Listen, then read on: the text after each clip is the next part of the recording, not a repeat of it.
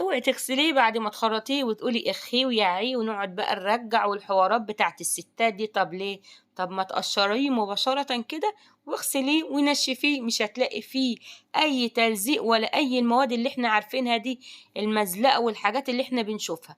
النهاردة هنخزن القلقاس على طريقة جدتي. جدتي زمان كانت تقول الخايبة النايبة اللي ما تعرفش تخزن الخضار بطريقة حلوة بدون ما تحط له اي مواد حافظة او اي حاجة تغير لونه ولا طعمه ولا قوامه. النهاردة بقى هنخزن القلقاس على طريقة جدتي، طريقة جميلة، وهنعمل كميات معقولة كده، مش هنكتر يا جماعة في الآخر نطبخ ونرمي على إيه، حرام، الحاجة غالية. هنا هنسمي بسم الله ونصلي على سيدنا النبي ونبدأ الفيديو بتاعنا. طبعا الراعي الرسمي هنا إيه؟ السلق، وكمان الخضرة بتاعت اللي هي الكزبرة، وانتوا لو حابين تزودوا أي نوع خضرة وبتحبوه براحتكم. كمان معلومة حلوة قوي إن أنا بحب أجيب القلقاسية تبقى وسط، ما تبقاش القلقاسية الكبيرة قوي أو الصغيرة قوي، يعني مش عايزاها تكون شيخة ومش عايزاها تكون يعني مزحلقة قوي، عشان الصغير ده بيبقى مزحلق. تعالوا بقى نشوف هنعمل ايه. طبعا كلكم زي الفل كده وزي العسلات، بتقشروا وبتعملوا كل حاجة زي الفل. هنقشر القلقاس بتاعنا، ومعانا كمان يعني فكرة حلوة، في ناس بتعملها وفي ناس بتحب تتخلص منها، بس يا جماعة بيبقى فيها فايدة حلوة قوي، وبلاش ان احنا يعني هنشوف دلوقتي مع بعض. هنا قشرت القلقاس بتاعي وزي الفل. وتخلي بالكم لما تيجوا تجيبوا القلقاسات كده يكون اللي هي القشر بتاعتها اللي هي لونها بينك دي، تكون وردية كده وحلوة كده، يعني لون البينك، وتكون كبيرة وتحسوها طازة كده يا بنات زي الفل، يعني عشان ما تكونش شيخة من الآخر أو تكون مركونة عند البياع. هنا بعد ما هنقشر القلقاس بتاعنا زي ما انتم شايفين كده بقوا زي الوردات، حاجات حلوة كده ومعقولة. طبعا احنا جايبين كمية قليلة علشان هو لسه طالع والسعر في العالي. هنا بقى التكة الحلوة اللي انا بقول لكم عليها، ان احنا ما نخرطش القلقاس ونغسله، لا طبعا اغسليه بعد ما تقشريه مباشرة. ليه؟ علشان ما تخرطيش بقى وتروحي تغسلي بقى على الحوض وتلاقي بقى الزحلقة، وتلاقي ايديكي بقى في حاجات غريبة كده. طب وليه؟ وتفضلي تغسلي واللي يغسله بخل واللي يغسله مش عارفة بايه واللي يغسله بصابون مواعين. طب ليه يا جماعة؟ انتوا كده بتضيعوا الفايدة اللي فيه. زي ما بقولك كده اغسليه وسيبيه وبعد ما يتصفى طبعا هتخرطيه التخريطة اللي هتناسبك. هنا بقى السلق، بعد ما انا غسلته وظبطت الكلام كده، اخدت الورق الاخضر كله. طبعا انا باخد اللي هو الورقة بس، مش باخد العروق يا جماعة.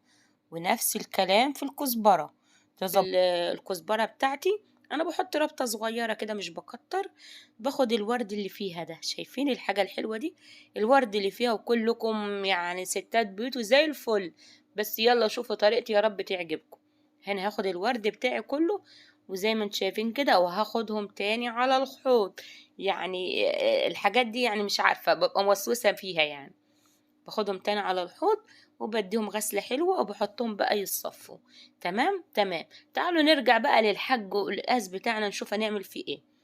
طبعا انا لو كنت خرطته ورحت بقى قعدت اغسل فيه زي ما قلت لكم بقى، الاقي بقى ايه، مزلقة وحاجات يعني الحمد لله.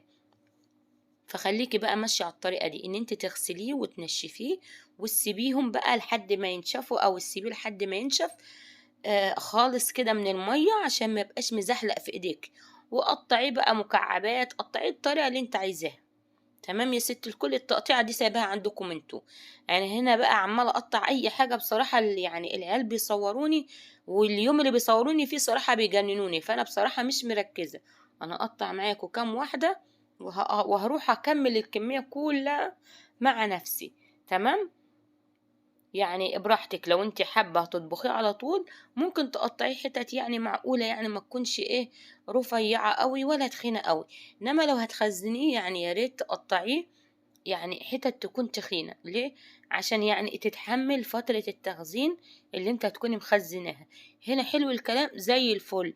تعالي بقى عبي على قد ما، يعني على قد الأسرة بتاعتك، على قد أولادك، على قد كت وجوزك لوحدك، الكمية اللي انت عاوزاها. وهنا عشان خاطر الكيس ما يدخلوش هوا، شايفين انا لفيته ازاي؟ وكمان جبت بتاعة بلاستر دي ب2 جنيه. تمام يا جماعة، هي مش هتاخدها كلها ولا حاجة، بس ديت بتساعدني ان انا ما يدخلش اي هوا بتطلعي الكيس زي ما هو كده، ولا فيه تلج ولا فيه اي حاجة، بيفضل معاكي زي ما هو واللون ما بيتغيرش. اهم حاجة يا بنات ان يكون التلاجة بتاعتك مش مفصول عليه خالص، التلاجة شغالة على طول ترك، واعملي الكمية اللي تريحك حتى لو هتملاها كلها قلقاس. هنا الحاج رخر سلق، والست خضرة هتصفوا مع بعض، الست كزبرة يا جماعة في الخلاط مع شوية مية صغيرين، واضربيهم كده ضربة حلوة. تمام يا ست الكل، هتصفيهم. لو انت هتطبخي طبختك دلوقتي مثلا، المية دي هتركنيها على جنب. بعد ما تاخد بعد ما ياخد القلقاس بتاعك غلو، بتنزلي بالمية دي، بتخلي لون القلقاس جميل جدا بجد روعة. انا مش هرميها، انا هعمل منها طبخة دلوقتي، وخسارة ان انا صراحة ارميها. بعد ما تصفى معايا خالص السلق بتاعي، تعالوا هناخد بقى على قد الكميات، يعني على قد كل كيس. شفتوا الكيس احنا عبيناه قد ايه؟ يعني معلقتين سلق 3 معالق في كل كيس، يعني احنا عملناهم تقريبا 5 اكياس. تمام، عبيت على كل. بص هو حلو قوي الكميه دي يا جماعه، حلو على قد الكميه دي، شايفين؟ بسم الله ما شاء الله. وهلف برضو السلق بتاعي. اهم حاجه والله العظيم يا جماعه مش المواد الحافظه، اهم حاجه ان التلاجة بتاعتكم ما تتفصلش، وتكونوا مقفلين الحاجه كويس. تمام، انا محطتش اي مواد حافظه، ولكن كان بجد والله حاجه جميله جدا، لان انا متعوده ان انا اخزنه. السنه اللي فاتت خزنته بنفس الطريقه، وكان بسم الله ما شاء الله، وحاجه حلوه قوي. وكل عام وانتم بخير. ما تنسونيش في الدعم، ما تنسوش اللايك والاشتراك. وطبعا ما بقولكوش في الاول، انا بقولكوا في الاخر. امانه عليكم لو لسه مكملين معايا، ما تنسونيش في الدعم. بحبكم في الله كتير، يا رب الفيديو يكون عجبكم، واقول لكم السلام عليكم ورحمة الله وبركاته.